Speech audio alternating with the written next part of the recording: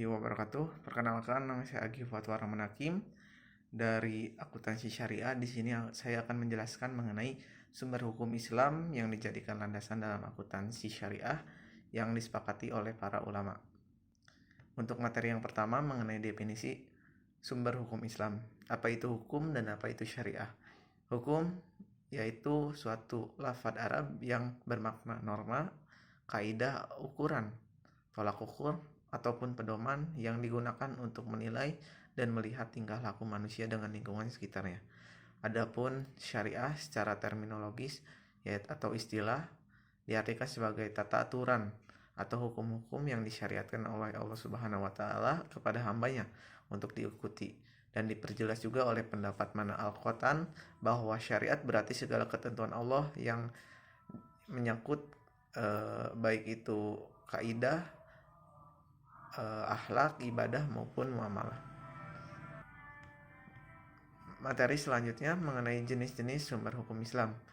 Sumber hukum Islam terbagi menjadi 4. Yang pertama ada Al-Quran, kedua hadis, ketiga ijma, dan keempat qiyas. Untuk materi pertama mengenai Al-Quran. Apa itu Al-Quran? Al-Quran yaitu suatu masdar yang maknanya sinonim dengan kata kiroah atau suatu bacaan. Kata Al-Quran sendiri dipindahkan dari makna masdar ini dijadikan sebagai nama kalamullah atau perkataan Allah yang mujiz, yang diturunkan kepada Nabi Muhammad SAW selaku penerima wahyu kitab Al-Quran dan sebagai penutup para nabi.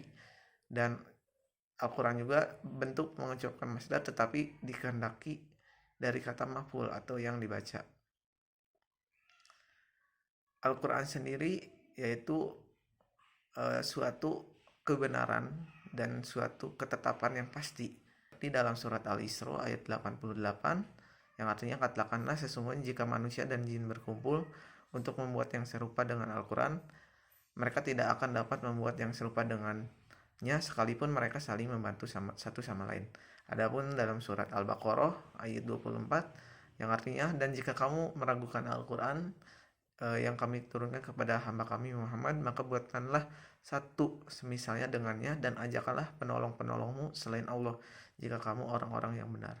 Dan itu merupakan suatu tantangan gitu atas kebesaran daripada Al-Quran itu sendiri gitu, yang mana kita dapat simpulkan bahwa Al-Quran adalah suatu ketetapan yang pasti yang diberikan kepada hambanya dan sebagai kitab paling sempurna yang tidak bisa ditandingi oleh siapapun, bahkan hambanya sekalipun, sehingga Al-Quran menjadi suatu sumber hukum yang tetap atau utama dijadikan sebagai landasan baik itu di dunia maupun di akhirat. Dan yang kedua, adapun hadis sebagai sumber utama kedua setelah Al-Quran, di mana secara terminologis atau menurut para ahli mengartikan bahwa sunnah atau hadis ini sebagai sesuatu yang bersifat atau bersumber dari Nabi Muhammad SAW langsung, dan bentuknya itu ucapan, fiil perbuatan, takrir atau perangai, dan sopan santun atau perjuangan baik itu sebelum diangkat maupun sesudah diangkat menjadi Rasul. Nah, dalam hal ini juga hadis tidak semua hadis dapat digunakan. Adapun dari segi kualitasnya atau mutunya, sunnah atau hadis ini terbagi menjadi 4 macam. Yang pertama itu ada hadis sahih, yang dimana hadis yang sangat dianjurkan, bahkan dijadikan landasan utama karena diriwayatkan oleh orang yang baik atau adil, kuat hafalannya, sempurna ketelitiannya, sanadnya bersambung kepada Rasul, tidak cacat dan tidak bertentangan dengan dalil dan periwayatan yang kuat. Yang keduanya ada hadis hasan yang diriwayatkan oleh orang yang adil, sanadnya bersambung kepada Rasulullah, tidak cacat dan tidak bertentangan dengan dalil dan periwayatannya lebih kuat, tapi kekuatan hafalannya atau ketelitian rawinya kurang baik, tidak seperti sahih, tapi hadis ini dapat digunakan. Sedangkan yang ketiga dan keempat yaitu hadis dhaif dan maudhu ini tidak bisa dijadikan sumber landasan hukum Islam yang utama gitu, karena ini adanya penyalahan di mana kita ketahui bahwa untuk dhaif sendiri yaitu lemah karena rawinya tidak adil, terputus sanadnya, cacat bertentangan dengan dalil, ataupun periwayatannya lebih kuat atau tidak atau ada cacat lain. Sedangkan maudhu yang dibuat oleh seseorang karangan sendiri kemudian dikatakan sebagai perkataan atau perbuatan Rasulullah, sehingga hal ini juga sudah jelas gitu adanya penipuan gitu, yang dimana mengatakan itu merupakan dari Rasulullah padahal bukan, sehingga dua sumber ini tidak bisa dikatakan sumber utama. Jadi kita harus mengetahui juga jenis hadis tersebut. Dan ketiga ada ijma.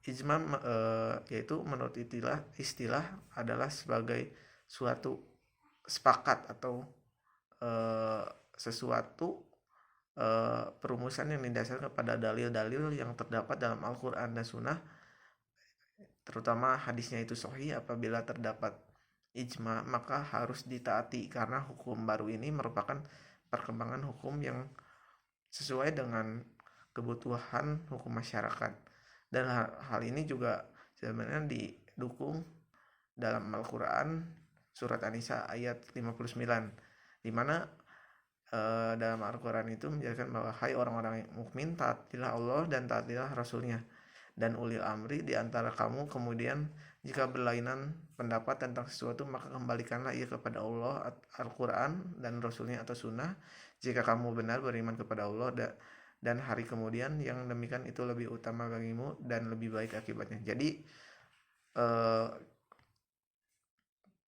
kesepakatan ini diperbolehkan karena kita mengikut kepada ulil amri, yaitu ahlinya dalam pakar agama gitu, sehingga tidak lepas juga dari Al-Quran dan hadis, maka diperbolehkan. Adapun rukunnya yang harus dipenuhi untuk mencapai sebuah ketetapan tersebut, yang pertama itu adanya beberapa pendapat yang menjadi satu padu pada masa tertentu.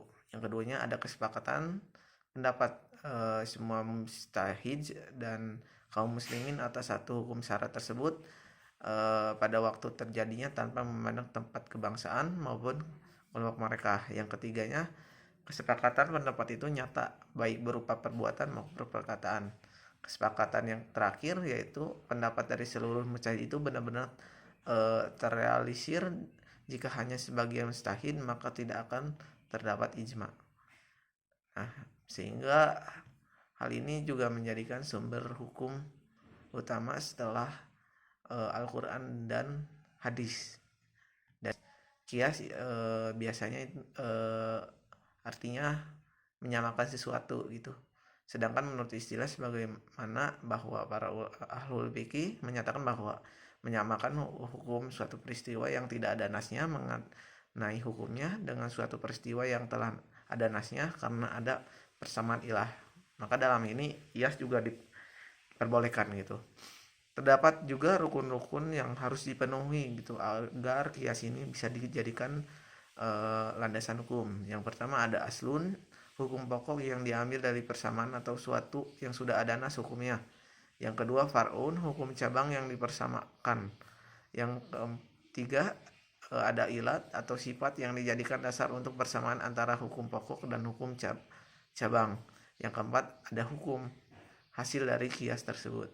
Sehingga dari 4 sumber ini dijadikan sumber landasan utama dalam hukum Islam. Nah, selanjutnya mengenai kaitan dan penerapan sumber hukum Islam terhadap akuntansi syariah. Kita ketahui bahwa akuntansi adalah suatu proses mencatat, meringkas, mengklasifikasikan, mengolah dan menyajikan data dari suatu transaksi. Sedangkan kita ketahui juga bahwa syariah adalah satu landasan hukumnya gitu, yang merujuk pada ketetapan Allah Subhanahu wa taala gitu. Nah, hal ini juga didukung di surat Al-Baqarah ayat 282 mengenai catat mencatat, yaitu wahai orang-orang yang beriman, apabila kamu melakukan utang piutang untuk waktu yang ditentukan, hendaklah kamu mencatatnya. Hendaklah seorang pencatat di antara kamu menuliskannya dengan benar gitu. Sehingga dalam hal ini akuntansi syariah membahas tentang kaidah dalam landasan Islam yang bersumber dari Al-Quran, hadis, ijma, dan kias. Dan sebenarnya dalam hal ini juga membahas mengenai kaidah maqasid syariah atau suatu kebaikan baik itu di dunia maupun di akhirat. Karena kita ketahui bahwa manusia dalam bentuk segala kekurangannya dan segala eh, hawa nafsunya ini harus ada landasan hukumnya gitu. Makanya akuntansi syariah ini menjadi jawaban daripada hal tersebut. Adapun dari hadis yang mendukung dalam hal itu yaitu dari Ibnu Mas'ud dari Nabi Shallallahu Alaihi Wasallam bersabda, sesungguhnya kejujuran itu menunjukkan kepada kebaikan dan sesungguhnya kebaikan itu menunjukkan kepada surga. Dan eh, sesungguhnya seorang selalu berbuat jujur sehingga dia dicatatlah di sisi Allah sebagai seorang yang jujur, dan sesungguhnya dusta itu menunjukkan kepada kejahatan dan sesungguhnya kejahatan itu menunjukkan kepada neraka, dan sesungguhnya seorang yang selalu berdusta maka dicatatlah di sisi Allah sebagai seorang yang pendusta. Hal ini merupakan dari penerapan yang sudah dijelaskan mengenai akuntansi syariah sendiri gitu. Sehingga adanya pengembangan dan penerapan hukum Islam selalu bisa menjawab tantangan zaman. Mungkin cukup sekian materi yang bisa saya sampaikan. Kurang lebihnya mohon maaf. Billahi taufiq wal hidayah. Wassalamualaikum warahmatullahi wabarakatuh.